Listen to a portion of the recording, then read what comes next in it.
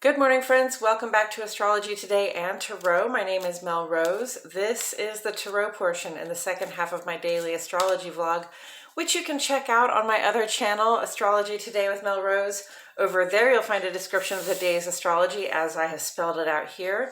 Here I will discuss the tarot card that sits on the side of the page, and then I'll play another tarot card that, in the context of the day's astrology, may just give us something more to think about. So let's get into it. The card that sits on the side of the page right now is the Nine of Wands, and it's here because it corresponds in astrology with the second 10 days or the second decan of the sun's transit in the land of Sagittarius, right there. So Sagittarius is a fire sign. Wands and Tarot are fire element symbolism, and fire element symbolism is about motivation, energy, drive, spark, momentum, but also initiative. It's about the fire that burns when we take action, right? It's about the sort of passion that we put into the things that we are trying to achieve. And it also has to do with how we reflect on our own achievements. Because fire element is, showy, right? It's bright. We don't light a fire for no reason. We don't light a fire because we don't want to be seen, right? So when a fire sign or when you see a fire sign making an achievement, they want people to go ooh and ah, right? This is why in Tarot they carry around these big wands. So each wand sort of represents an accomplishment, an achievement unlocked. And, this person has been working pretty hard to achieve things that they, felt that were the right thing to be working for. And they've come very close to completing their journey. They look a little tired. They look a little defensive.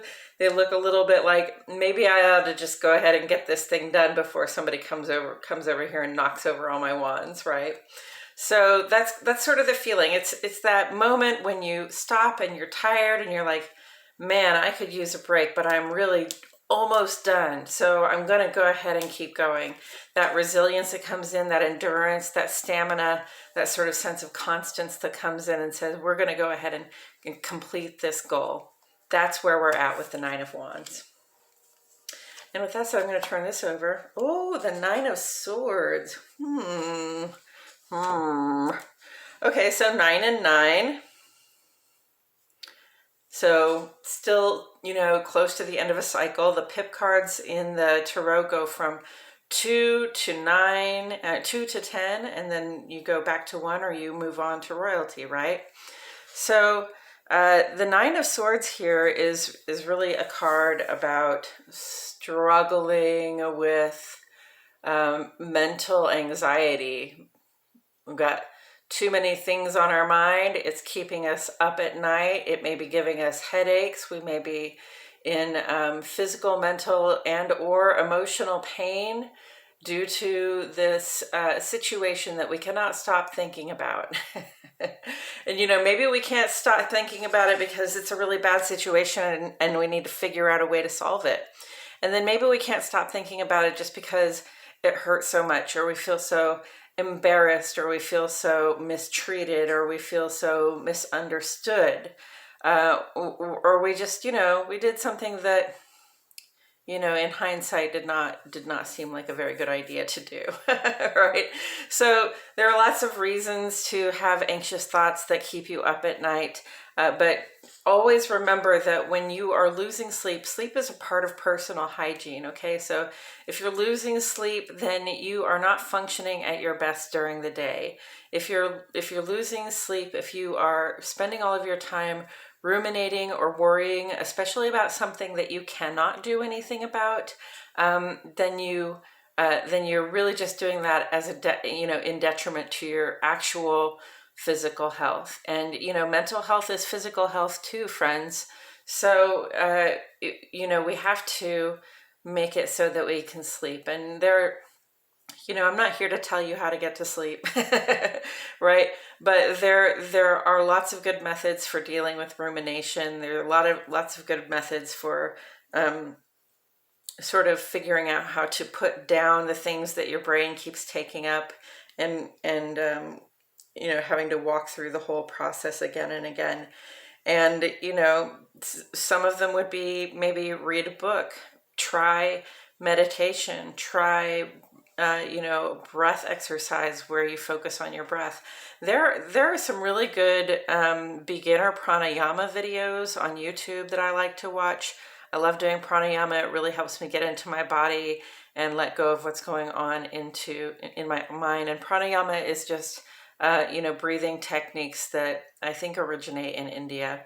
So, uh, you know, find something, investigate ways to go about taking your mind off of the thing that is keeping you up at night, giving you headaches, causing you to ruminate to the detriment of your health.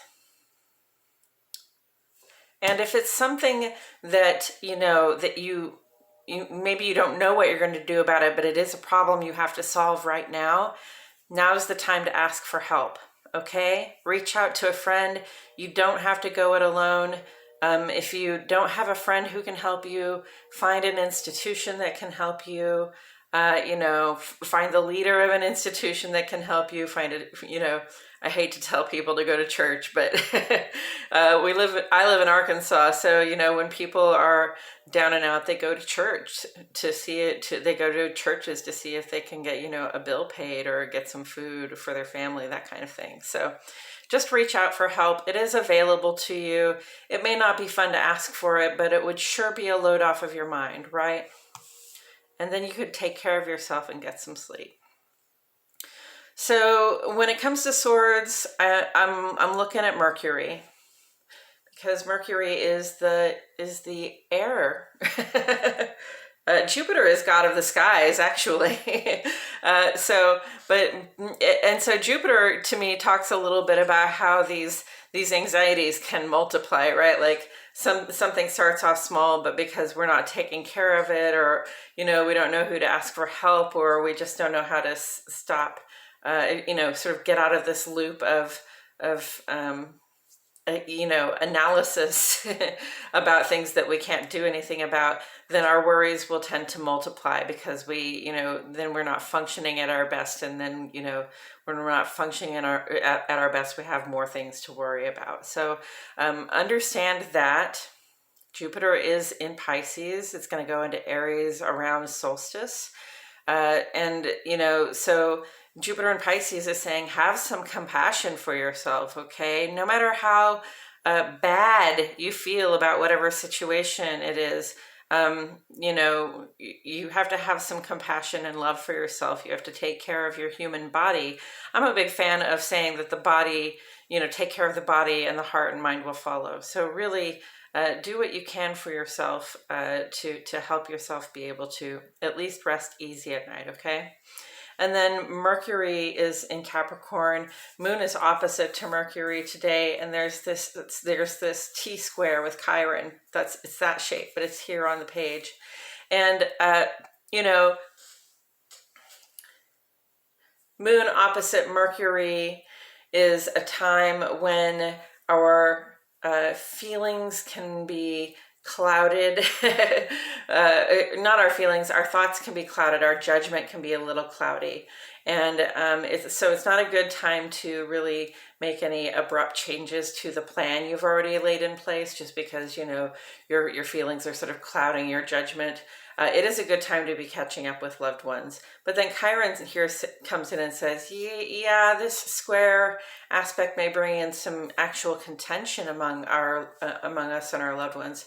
So just, be careful to communicate with the people you keep close about any changes of heart that are coming up for you. Be careful to take care to be clear about changes of plan. We don't want to change the plan very much when we're in this state of sort of fuzzy logic with the moon in opposition to Mercury. So, don't do that, right?